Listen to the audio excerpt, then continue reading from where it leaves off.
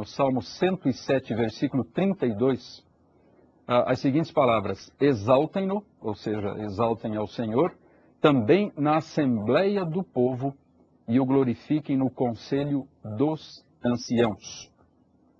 Outra passagem interessante é Ezequiel 8:1, onde se diz que no 6º ano, no 6º mês, aos 5 dias do mês, estando eu assentado, e aqui quem fala é o profeta Ezequiel, estando eu assentado em minha casa, os anciãos de Judá, assentados diante de mim, sucedeu que ali a mão do Senhor Deus caiu sobre mim. Ou seja, manifestou-se uma palavra profética ali de Deus ao seu servo.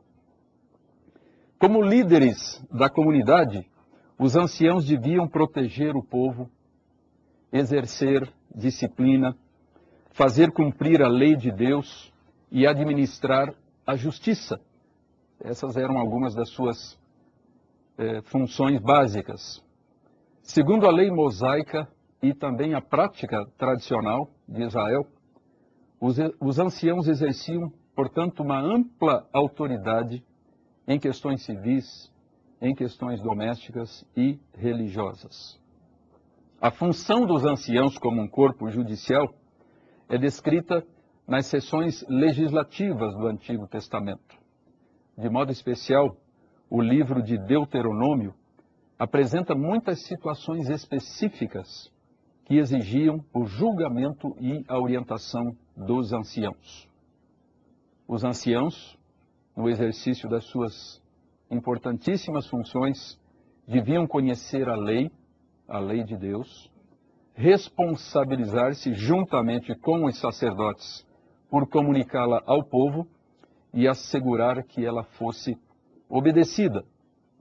Entre outras funções, eles serviam como testemunhas em determinados casos, como nós vemos, por exemplo, no livro de Ruth, em relação a certas ações empreendidas por Boaz. Os anciãos participaram de alguns dos acontecimentos mais marcantes da história do povo de Israel, como foi o caso da conquista de Canaã, onde temos várias referências no livro de Josué à presença dos anciãos em momentos importantes e decisivos daquela conquista. Foram os anciãos que ungiram o rei Davi como rei sobre todo o Israel, não apenas sobre a sua tribo, Judá. Nós vemos isto em 2 Samuel 5:3. Assim, pois, todos os anciãos de Israel vieram ter com o rei em Hebrom, e o rei Davi fez com eles aliança em Hebrom, perante o Senhor. Ungiram Davi rei sobre Israel, diz o texto bíblico. Quando houve a reforma de Josias, aquela renovação da aliança durante o reinado do rei Josias, também ali estavam presentes os anciãos. De modo especial, eles participaram da reconstrução após o cativeiro babilônico, tanto dos muros quanto do próprio templo de Jerusalém. Nós vemos várias referências a isso no livro de Esdras. Eles estavam entre várias categorias de líderes. Em diversas passagens, os anciãos são enumerados ao lado de outros grupos que também exerciam autoridade no povo de Israel, como era o caso dos chefes, dos juízes e dos oficiais. E por suas ligações com os sacerdotes, eles também são denominados em algumas passagens os anciãos dos sacerdotes. Nós vemos isso, por exemplo, em 2 Reis 19:2, Isaías 37:2 e Jeremias 19:1.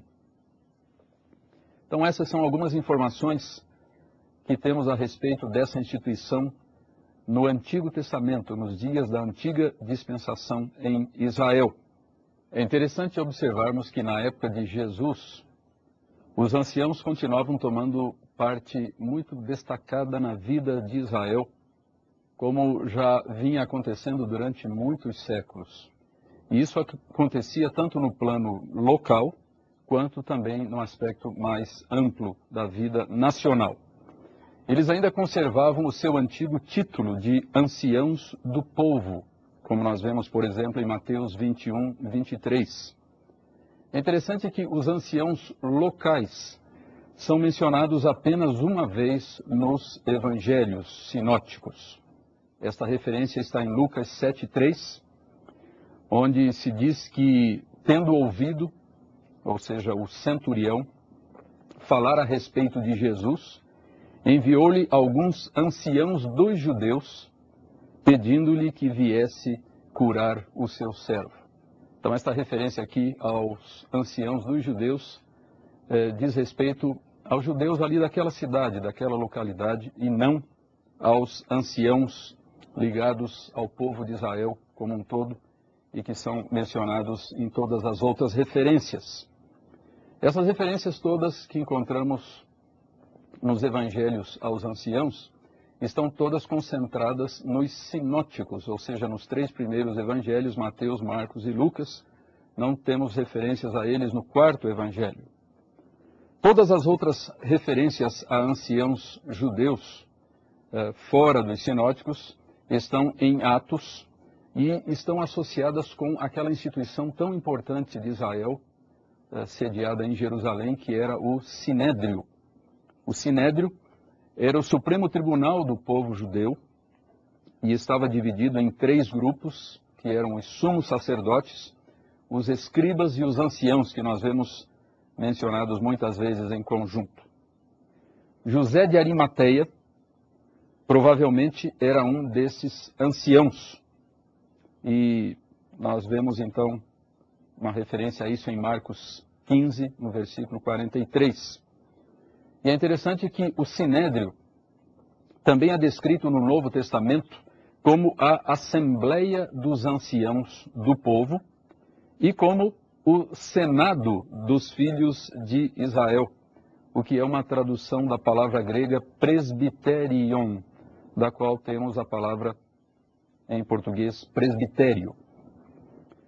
A imagem dos anciãos nos evangelhos sinóticos é bastante negativa, pelo fato de eles terem ocupado um papel de destaque na rejeição e na morte de Jesus. Quase todas as referências aos anciãos estão relacionadas com isso.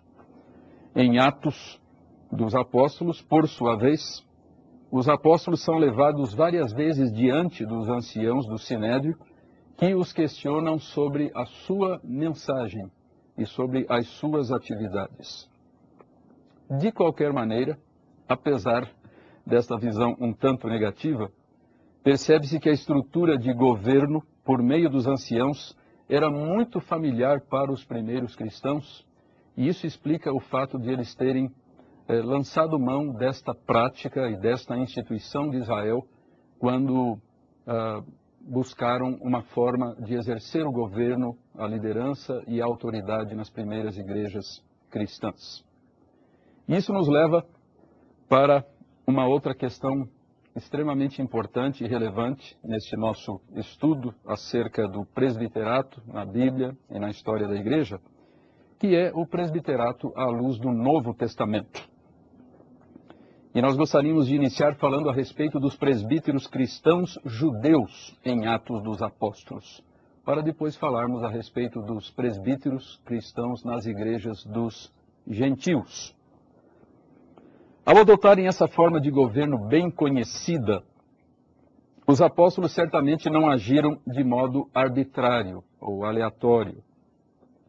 A oração e a direção do Espírito Santo levaram os 12 e a igreja de Jerusalém a estabelecerem a liderança por meio de um conselho de anciãos. Esses anciãos cristãos também ficaram conhecidos como presbíteros. No livro de Atos, nós vemos os presbíteros de Jerusalém, ou seja, a igreja mãe, a primeira igreja cristã do mundo, no exercício de algumas atribuições extremamente importantes. Uma das ênfases que vemos em relação a eles é que eles recebem e administram recursos materiais. Isso está em Atos, no capítulo 11, a partir do versículo 29, onde diz o texto